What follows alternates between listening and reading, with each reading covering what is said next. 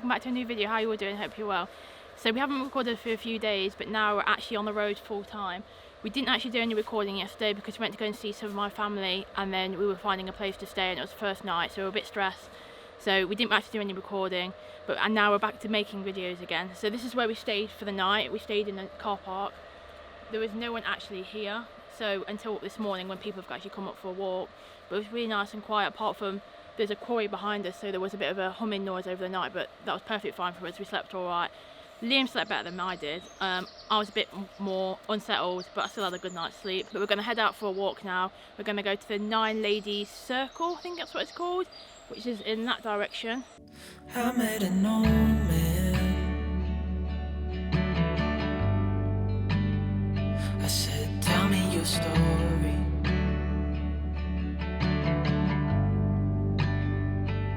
He took out a notepad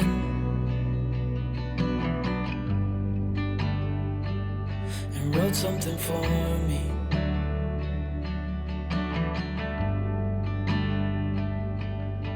Then he kept walking on down the road, and I watched him disappear like smoke. So we've come to the Peak District. We've always said that this would be the first place that we'd actually come to, and it has been. It's about an hour and a half from where we were staying on Tabitha's mum's farm. It's not too bad of a drive, really, nice and quick. We actually stayed near Stanton Moor. We're on Stanton Moor right now, and this is what the walk is on. We've just seen the 9 Ladies Circle stones. Bit underwhelming, to be fair. The stones was that is. Everywhere else is absolutely stunning, but I think I was kind of expecting really big, grandeur stones, and they're obviously little stones, but they've been there for like 4,000 years, so still very impressive. But yeah, so we stayed near Birch over on a little car park, and it's literally a 5-minute walk away from the start of this like trail. So that's obviously the beauty of being in the van, is we've stayed here, everyone else has had to drive here to then walk. We're obviously all fresh and that lot, and when we obviously want to have lunch or go back to have dinner, we can literally just walk back to the van and cook away, you know what I mean? So it's beautiful like that, but there's still quite a few more things to see on the moor. There's a lot of views all around. Don't know if I stand up here, you'll be able to see in the background there, but you can see for absolutely miles. But there's a few more monuments and stuff that we can go and see, so we're going to head to them now. So we just made it to the other landmark. It's literally a 2-minute walk away from the 9 Ladies, which is back that way.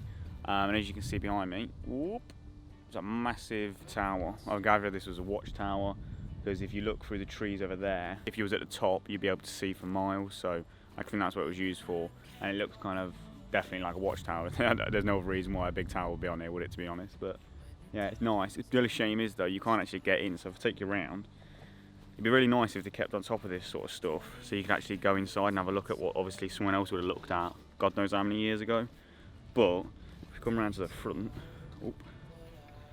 come around to the front and you look behind me, oh, steady, there's a all bricked up doorway, so it's kind of a bit annoying. I'd really like to have gone in there, to be honest, especially because the last one, if I go up, is there's one window there, and then, oh, when we go in, the one right at the top, and then you can see it.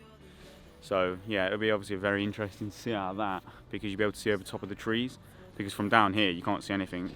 You look behind me, you can't see anything. You can kind of just see little bits between the trees, but obviously if he was up there, you'd be able to see for miles. So it's kind of a bit annoying how they don't really keep on top of them, to be honest. They just kind of brick it up, thinking that people are just going to go in and vandalise it. I suppose they would, to be honest, because there's been things scratched on the stone and stuff around here. So it's a bit of a shame, but still nice to come and see. One way or the other, whether you like it or not. So we've just switched over to the GoPro because we got caught in the rain. And being how high up we are, obviously the weather can change in an instant. Literally 2-3 minutes ago it was sunshine, now we're getting rained on, so it's only a little shower, but it's enough to get all your camera gear and stuff wet and get us wet as well. So we've donned in the raincoats now, switched over to the GoPro, so we ain't got to worry about this, because obviously this is fully waterproof. Just in a puddle and it'll be fine, so better than wrecking this than obviously wrecking the more expensive camera. So I've shoved that one away. So the audio might be a bit worse, but one of them things at the end of the day, we still want to record it, but we're just going to switch over to something like this. You getting wet, T? Yeah. Oh, what they said, it'd be nice. It's raining. Look how I'm zipped up you are. Yeah, I was protecting my hair. He still thinks it's summer and he's in Spain, because look at that hat he's rocking.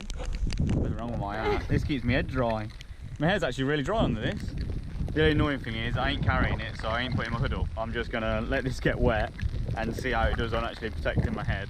But the rain's picked up now, so we're gonna shove this camera away as well, and then we'll give you a quick update, because I think there's somewhere we're walking to over here. It looks like a little brick building. We've seen it when we was back there, so we're gonna head in that direction and then see what it's about, because I think that's the last thing before we actually end up heading back to the van. It's not that much of a long walk around here to do the whole circuit, but there is a few things to see, and the views are stunning, so it's definitely worth coming by, especially if you're in your own camper van as well, because literally you can sleep in the car park just down the road. I'm always going to come back up here for sunset, maybe to try and get some drone footage or some photos or something, but after walking around, I don't think there's really much photo wise. I think I might just get the drone out back at where we are in the van later on tonight, but I'm not sure if we're going to move tonight or if we're going to stay there again. It's a really nice little secluded spot. Like I said before, there is the quarry there, but it's only a bit of a quarry noise, it's nothing too major. And there's no one else parked there either, so we had the whole place to ourselves. But we'll kind of decide when we get back to the van. So we got back to the van back 2 or 3 hours ago now. Tav had a little nap because she was tired from yesterday, from all the driving and then stressing out, obviously, because she didn't have a good night's sleep last night. I slept perfectly fine, to be fair. But yeah, we've come out again today.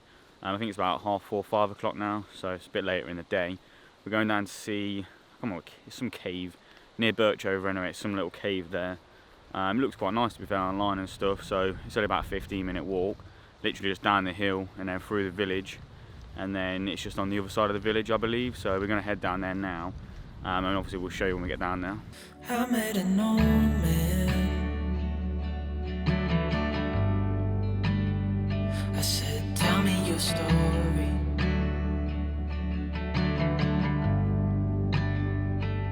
He took out an old pen. So we've made it to the rocks. We're not too sure where the cave is, to be honest. We've kind of gone up that path and we've gone round that way as well. And it just doesn't look safe, to be fair, to go climbing up the rocks and stuff, so we're not going to bother. There's no sign in, there's no like actual footpath. It's just kind of like leads into a bit of a muddy path and then kind of comes to dead ends both ways. There is some fallen down trees and stuff, so I don't know if that's just kind of blocking our path and we're thinking like the path ends there. So I'm not too sure, but we're not going to risk it, there's no point. It's only for a little cave. But it's still nice to see these rocks behind me though. It's still nice to see all them and that lot.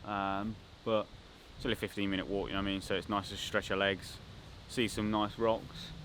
But I don't know how these got it. It's pretty mental, to be fair. So if you look at this big like little lean over or something, whatever it is behind me, it's pretty mental, to be fair, because them rocks must weigh tons. And they're kind of all just stacked perfectly on top of each other to create like a nice edge. And you can imagine like a few hundred years ago, or not a few hundred, like maybe a few thousand years ago, would have been a perfect place to grab a night, where we're obviously grabbing a night in a modern vehicle. Bit different times, eh? But yeah, it was worth walking down and seeing that. Pity we didn't see the cave, but ayo. And we'll show the village now. So back from the walk now. We didn't actually walk back through the village. We took a public footpath that came up through the woods. Because we haven't actually walked down that way, so obviously we walked back up that way, so I didn't get any footage of the actual village, but we're just cooking dinner. It's so nice just to be able to do these walks and then come back to the van and then start cooking and stuff. Like, yeah, it's absolutely amazing. So what I'm actually cooking is just a simple chickpea and potato curry, and I'm actually making it into wraps because we have some wraps left over that need using up. So I'm just going to make it into some burritos, I think, and then we'll eat them up and then probably end up just calling it a night, to be honest. Like, we ain't really got much else planned. We might sit down, maybe edit this video or edit some photos, or might just chill out and read our book. So yeah, we're gonna wait for this to cook and then I'll show you what it looks like when it's done. So this is what it looks like. Literally just all dumped in a wrap, mixed together, and then wrap it up and bosh, it's all done. Tastes really nice though. So we've eaten now, we're not really going to do much else for the rest of the night.